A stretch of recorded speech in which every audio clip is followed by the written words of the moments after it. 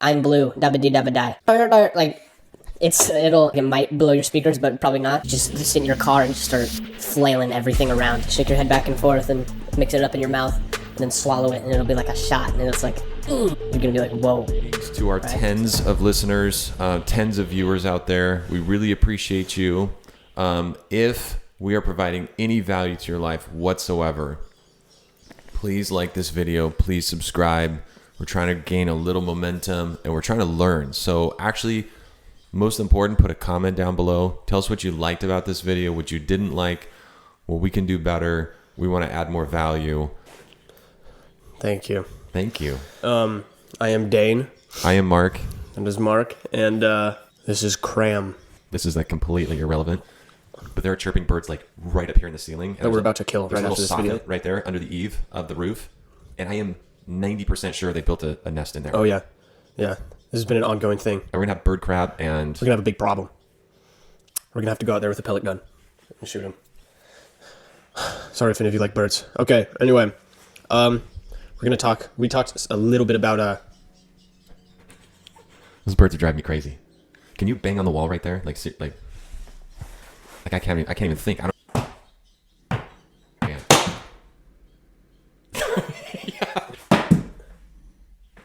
Yeah. If you or I break out a Sawzall and cut right into the drywall right there. And then just reach our hand out and pull out some chickens and just freaking throw them. And then we blur out that whole screen and just freaking mustard gas them. Get one of those flamethrowers from the Boring Company. Yeah. Okay, so we talked a little bit about it in the other podcast video. But it wasn't really our main focus. We talked a little bit about working out. And how it's like, I was like, oh, every single person should be working out. Like every guy in the world should either be running or working out every single day. But we're going to talk about basically why that's a pretty, not just a good idea, but like mandatory. Why you like need to be doing that. Why, how, tips. And just kind of men's health in general, even though it's kind of cringy. Talk about, oh, men's health, you know. But nobody talks about it really, and guys are killing themselves like crazy right now. So, okay, benefits of working out. Why? Why do you do this? Well, first of all, you don't increase your strength, obviously, and as a man, one of your roles, I don't care, is to protect. Okay, if you don't have anything to protect right now, you should be preparing to protect. It's like you're preparing for war, but it's a war against the world, okay? So you need to be strong, mentally and physically. Increased flexibility. You don't need to increase your flexibility, but it's pretty nice, I guess. And cardiovascular health. That's your heart right there. You need a healthy heart if you want to stay alive for a long period of time to take care of your children or to protect your children and your wife or your husband. If you're gay and you're watching this. Just joking. So the saying is, let him who desires peace prepare for war. So get yourself buffed out, get ready for the battle, and then maybe it never happens. Yeah. Same concept is true like why we should have guns in elementary schools. On the hip of the good guys. Right.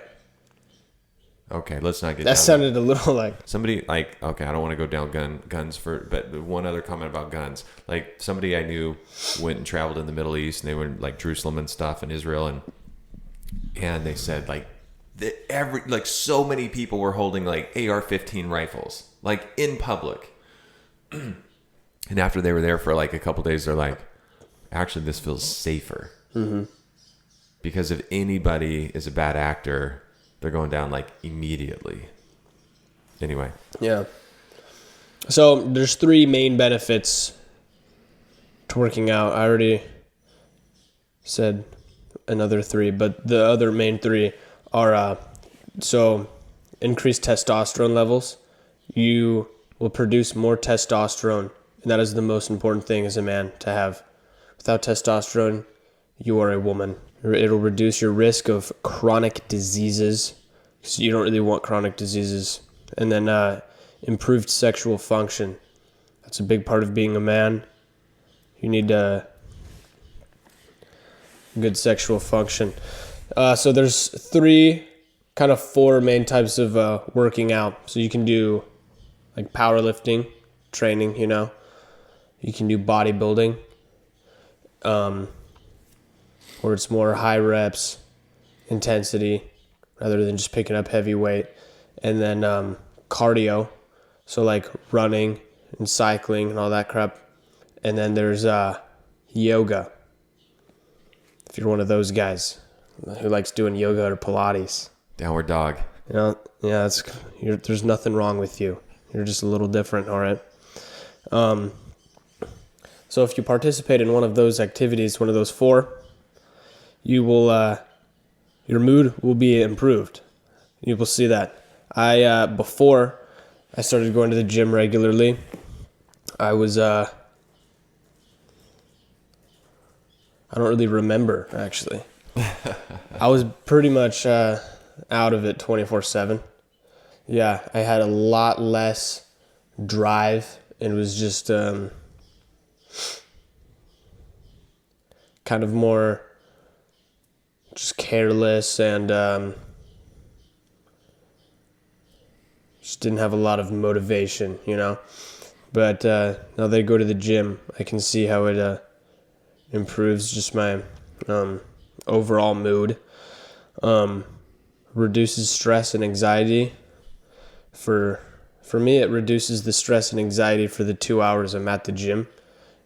Overall, it doesn't really, for a lot of people, it probably does a lot. Running is probably better for that, because running, what does it do in your brain? 100% of the time after I'm done running, my brain chemistry is better. I can tell a significant improvement. It's like my medicine. So weightlifting releases endorphins, and so does running, right? Yeah. Endorphins. That's why people get like runner's high. It's a natural high. You need to find things that are going to get you high, but naturally. And working out and running do those things. Basically, this ties into the broader idea that there are shortcuts in life, and then there's the right way to do it that like it's a lot more effort, but it actually is meaningful and it matters.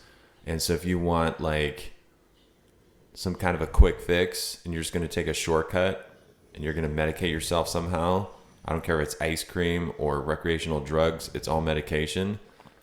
And weightlifting, working out, that's the real medicine. 2018 in the Journal of Psychiatric Research, regular exercise has been shown to help reduce symptoms of depression and anxiety in men. So there you go. There's a fact right there. 100%. Cardio improves cardiovascular health. Running, cycling, swimming helps improve your heart health, reduce the risk of heart disease. Everybody, like so many people come to me and like, wow, you run 40 miles a week? You're in your 40s? How are your knees? And I just say, my knees are good. I hate that. That's every time I like show my mom or one of my grandparents a video, like my mom's dad or my mom's mom specifically, and I'll show them a video of me like squatting, and they're like, oh, dude, your knees are going to hurt really bad when you're my age. Well, if you want to sacrifice that, be kneeless when you're my age. But I was like, is it really that bad for my knees, squatting weight? I've heard all my life that it's bad for my knees, but that doesn't make a whole lot of sense. And it's actually complete BS. It's actually really good for your knees for the future, because you putting the more stress on your knees at this age, it's gonna it's kind of like your knees are building up a tolerance almost. It's like, okay, I'm used to a lot of pressure being put right here, on my cartilage and stuff, and everything, not just your muscle, but everything is building to just make your knees stronger. So if you want to not do that ever because you want to protect your knees, then you're going to have little baby knees when you're a grandpa or in your 50s, and you're not going to be able to walk because your knees have never been through any sort of stress. If you want to maximize problems with your knees later in life, never work out and never run. Yeah. Running can have protective benefits for the knees, improved cartilage health, increased strength of the joint supporting muscles. I don't think anybody watching this is really maybe struggling with the excuse of not running or not working out to protect their knees. But what are some common excuses then? Exactly. What are the main reasons you guys aren't doing it? I'm sure there's some of you watching this who probably have immediately thought like, oh yeah, a lot of people, this video can apply to them, but like for me, I like actually straight up couldn't do it because, you know, I work 10 hours a day, or I have a full-time wife or girlfriend. Full-time wife. Yeah, I have a full-time wife. I'm in a committed relationship. It takes a lot of my effort, time, energy. Yeah. Or, you know, I have a condition where I'm in a wheelchair or something like that. No. You can watch the video of Arnold Schwarzenegger talking about time management. Yeah, there's a really good interview. You only need to sleep really 6 or 7 hours. All right. You can make time 100%. Time's an excuse. There's time. So I think of two things. Number one, sharpening the saw. Stephen Covey, 7 Habits of Highly Effective People. One of the 7 habits is sharpen the saw. The story is some dude's in the forest. He's sawing on a tree. He's working really hard at it. Another guy comes up to him. He's like, "What are you doing?" He's like, "Can't you see? I'm sawing." And he's like, "Wow, it looks like you're working really hard at that, man." He's like, "Yeah, I've been here all day. I'm sawing, you know, my heart out here." And then the observer goes, "Well, why don't you sharpen the saw?" And the guy sawing looks at him. He's like, "I'm too busy sawing." If you are too busy to work out, you're like the guy with the saw at the tree sawing with a blunt tool, not sharp. And yeah, you're working really hard. One of the reasons you're working really hard and you're maxed out is because you haven't sharpened your tool. Your body is the tool. If you sharpen it, if you take the time to sharpen it, the number of things you'll get done in the day and the effectiveness with which you get those things done increases dramatically. Working out pays for itself multiple times over in the saved time in the rest of your day. If I told you that you could pay $10 every month to not be depressed, to feel much happier, higher testosterone levels, all the benefits we've already talked about, to get more out of the other 8 to 16 hours that you're awake. if someone just straight up said that, like, hey, all you have to do is just pay $10 a month and you will experience these things. $10 a month. You'd be like, yeah, that would be, how much would that be worth to you? That'd be worth $200 a month, $300 a month. $5,000 a month. That's yeah. So, and so why, but you only said the money part. You didn't say about the time. What? Like when you were saying that, I was thinking like $10 a month plus an hour a day. Yeah. But yeah, the then time I thought thing. Maybe you were thinking that you get that hour of the day back. So you can't even look at it as a cost of your time because you're able to get so much more done in the rest of the time. Sleep better, feel less depressed, be more effective, have higher energy, be in a better mood when you talk to your girlfriend, wife, whatever. Mm-hmm. So why aren't people doing this? Lack of time, motivation, and knowledge of fitness. All right, those are the main things holding people back. Your motivation, dude, listen to some music that makes you go crazy. Just sit in your car and just start flailing everything around and start going crazy. Even if you're in a bad mood, and you do that, and you will feel pretty. Is this on the way to the gym, before the gym, in the This parking is lot, when about to you're walk in? Anywhere. No, yeah, you just walked out to your car and you haven't even turned it on yet. Just turn it on first. Play some music. Turn it to where like it's pretty loud, like it might blow your speakers, but probably not. And blast that crap. All right, and play some funk. PHONK. Like it's cringy music, I have no idea but what that it's like it goes crazy. Okay. Yeah. I'm good. Like, listen to the Blue song, I'm Blue, dabba dee dabba die. Listen to that on freaking full volume and just like pump your head to it and have a smile on your face. And breathe deep. Have all your windows down and just go circles around your neighborhood until somebody looks at you, and then you're going to be like, whoa. Right? So this is how you motivation. yourself. That's the motivation. Also some good pre-workout. Just dry scoop the pre-workout, get some water in there, shake your head back and forth and mix it up in your mouth, and then swallow it, and it'll be like a shot, and it's like, whoa, that was intense. And then pretty soon your eyebrows will get itchy, your whole face will start to get itchy, and you'll be like shaking a little bit. It'll be great. And then, so knowledge of fitness, that's another thing. That, like, honestly, that's what held me back at the very beginning, because I was like, oh, I'm going to go in there, I'm going to look like an idiot. Listen, I mean, not a long time, but going to the gym every single day for 2 years, nobody gives a crap about you or what you're doing at all. Nobody cares about you. You are just a completely random person, and they probably see you and probably think, oh, I hope that guy doesn't look at me and think I'm an idiot or something like that, But actually, nobody is watching you work out or gives a crap. Nobody's judging you. The only people that do, if somebody did, it's the person who's extremely insecure about themselves and they don't know what they're doing. So they feel like they have to make themselves feel a little bit more comfortable by pointing you out. But that's never, ever happened, okay?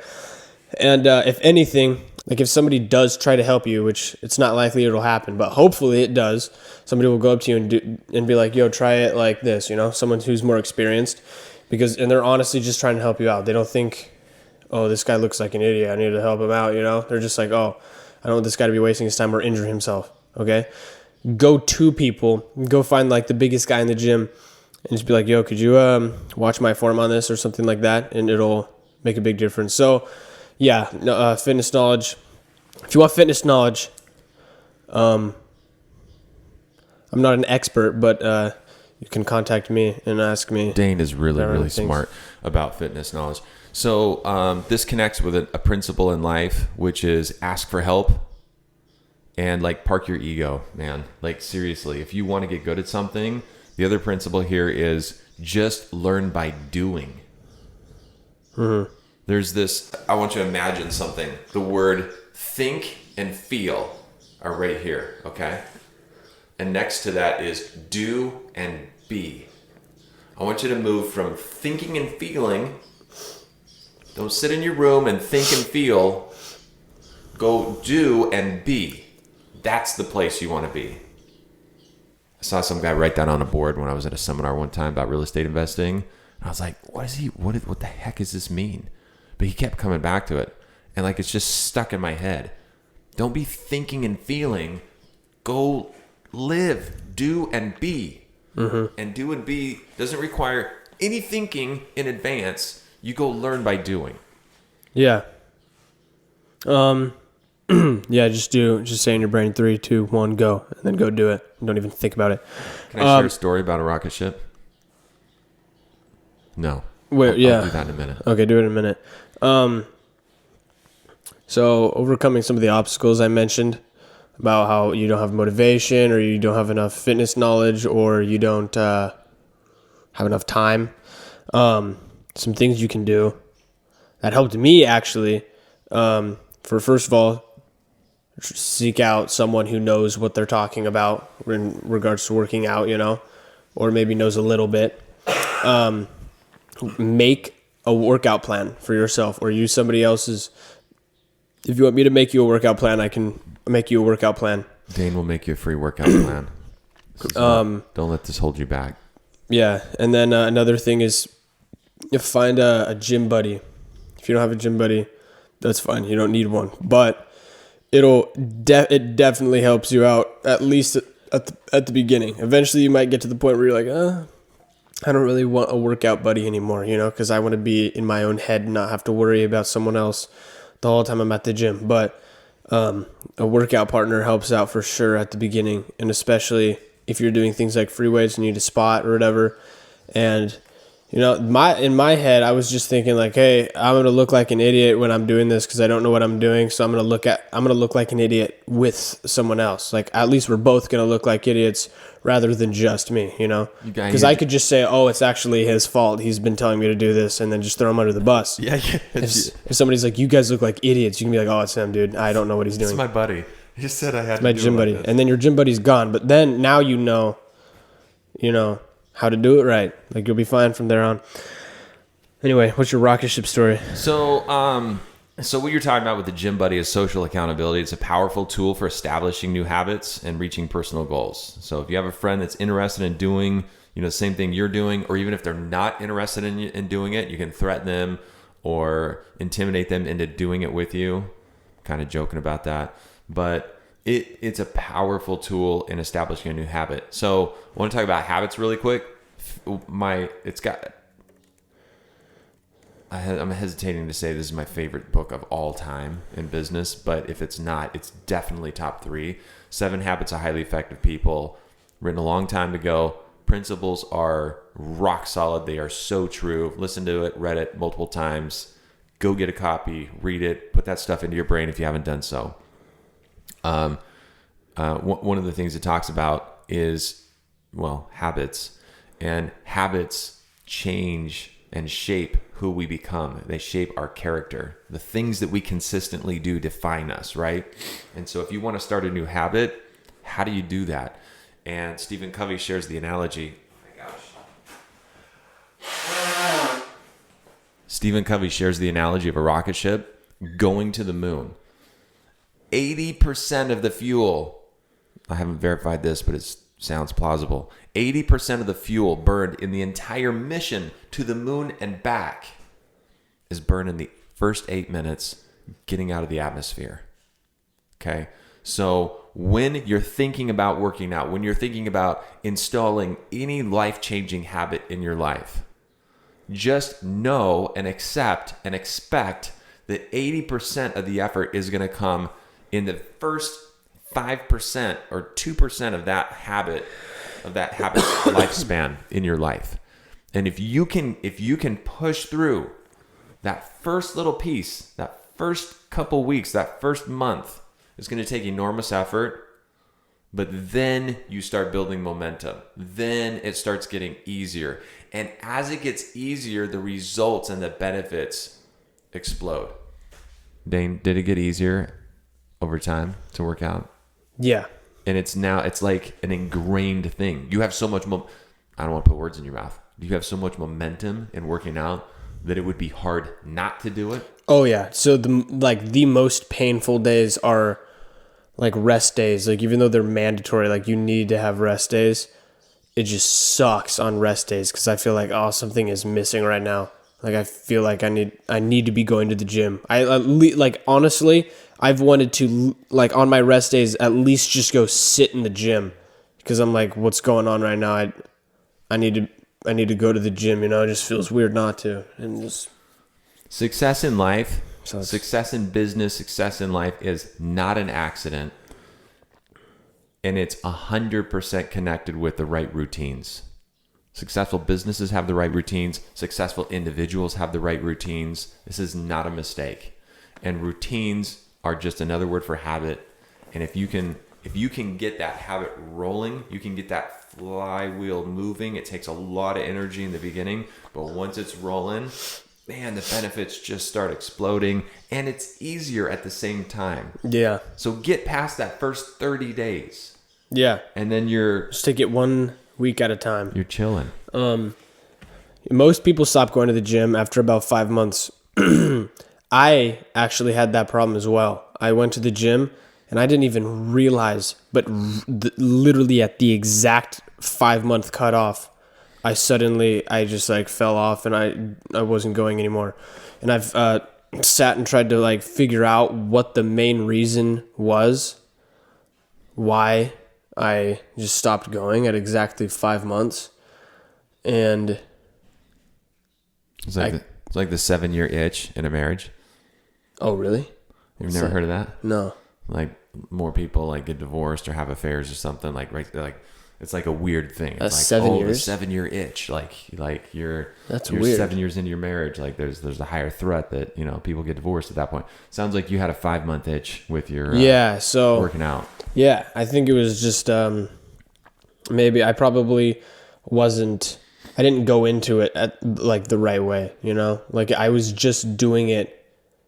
I was doing it for the wrong reasons. What were those? Let's dive in on that. I think they were purely.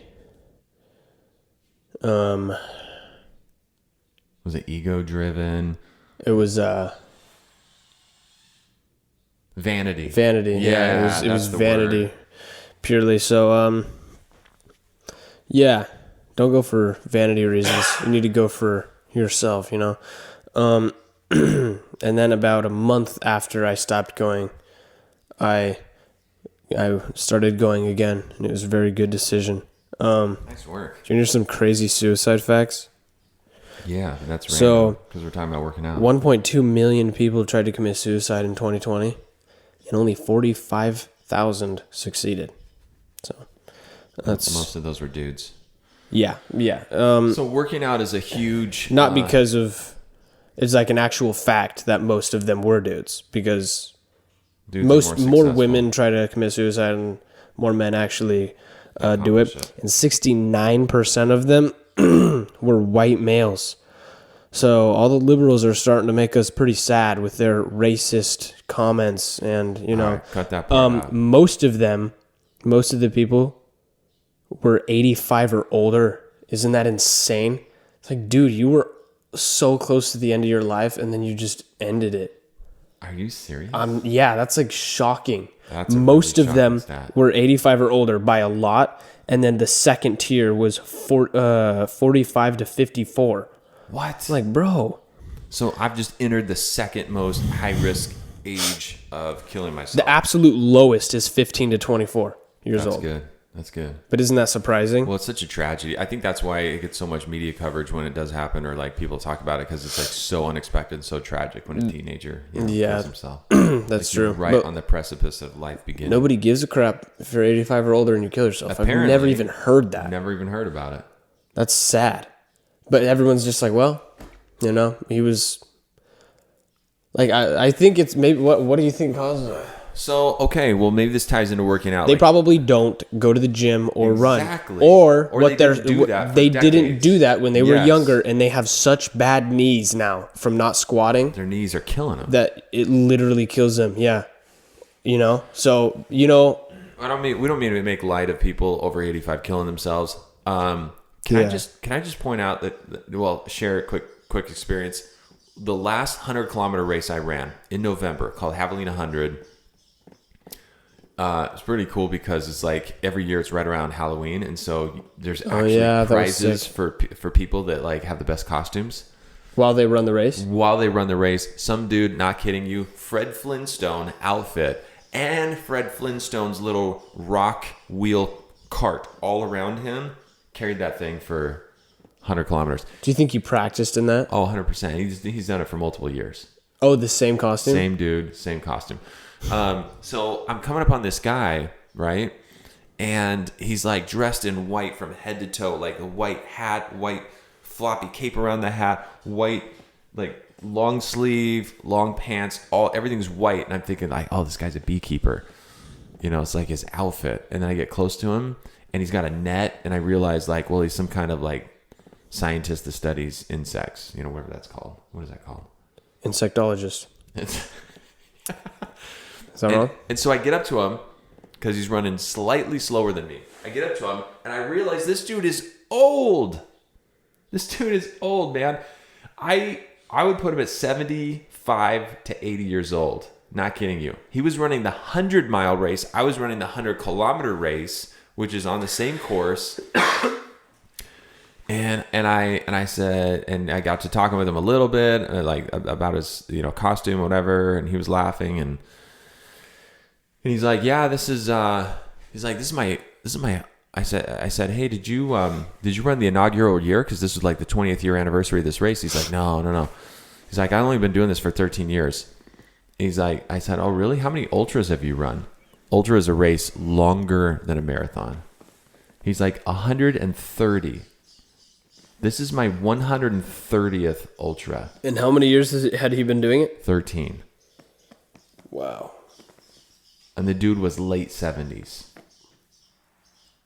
So he's doing 10 a year. That guy. Whoa, wait. Is that, 10 a year? That is absolutely insane. What the crap? Don't try and do that. Did you know the peak age for long distance running is like mid 40s, right? Dude, the average age of ultra runners, I think, is in the 50s. But your peak. Oh. So like for speed, it's going to be in your 20s, you know? Dude, I think it's actually mid to late 30s. Like, I once looked at some data and it was like... For ultra running? Yeah, well, people set their PRs in the marathon like in the early to mid 30s. But marathon isn't that big of a distance run. I'm talking about trail run, like long distance. Probably because like stuff like your mitochondrial density and your capillaries and like all these other systems in your body continue building the longer you stick with endurance stuff, like well into your 30s and even 40s. What do capillaries have to do with that? I don't know. I just threw that in there, but I definitely heard the mitochondrial density. Oh, okay. The capillaries are little baby veins on the surface of your skin. I'm like, dang. But like, no, like the whole delivery system, like, okay, you know, here's something crazy. Okay, by the way, that dude, if you haven't read, if you haven't heard ever, there's a poem out there, "Do Not Go Gentle Into That Good Night" by Dylan Thomas, one of my favorite poems. So like I just love this idea of people staying fit well into their 70s and 80s, and it makes me think of this poem. I'll just read you the first couple stanzas. "Do not go gentle into that good night. Old age should burn and rave at close of day. Rage, rage against the dying of the light." Oh, I read that at school. Dude, it's a good poem. I'm pretty sure I read that in school. Love it. If you have the time, put a link to that poem in the description. Leave us a comment. Tell us what you think about that poem. Smash that like button. Subscribe, please. But anyway, yeah, I just love it when people like in their older years, you can tell that they have put the routines in to work out, to build their cardio, and they're just like, oh, the last 10, 15 years of their life is not only do they have another 10 years to live, but it's like so much better. Yeah. I just thought of a random thought. Elon Musk once pointed out on Twitter that fruit flies are vegetarian and they still don't live any longer. That's good. He's like, I'm pretty sure how long you live is in your genes. But, okay, park that idea for a minute. You don't have a huge impact on it, maybe like a month or two. The quality of your life for the last 5 to 15 years is going to be massively better. And if you don't care about that right now, care about your depression, care about your enthusiasm for life, care about that your brain is going to be clearer. Yeah, Absolutely. The two main things you should focus on to improve your later life, which you should care about, is A, your physical health, because if you have a sucky physical health, it's just going to be an absolute nightmare for you. Have you ever seen an old person? You don't want to be like that, pretty much. You want to be one of the people who are like, how is that old person alive and like walking right now? You know, like those people. You want to be one of those, probably. Like, I think like as you age, like seriously work out, bulk up, look good. That improves your confidence, your image of yourself too. Yeah. It improves your opportunities. Which is a big part of being a man. But later in life, you know, maybe I'm tooting my own horn here. Later in life, switch to more cardio because, man, I was trail running with a friend one time, and at the trailhead there was this like volunteer nature conservationist lady, like at the trailhead, like passing out flyers or whatever to reminding people of the rules. Lady was in her freaking 80s, and she looked like just a wiry little like spark plug, just like full of energy and light. You could see like she had the vitality and the energy of like a 25-year-old in her eyes, and the rest of her was like super thin and fit, and you could tell that. Yes. I don't know. We got somebody knocking on the door. You want to open it, Dane? I think they're supposed to do the electrical outlets.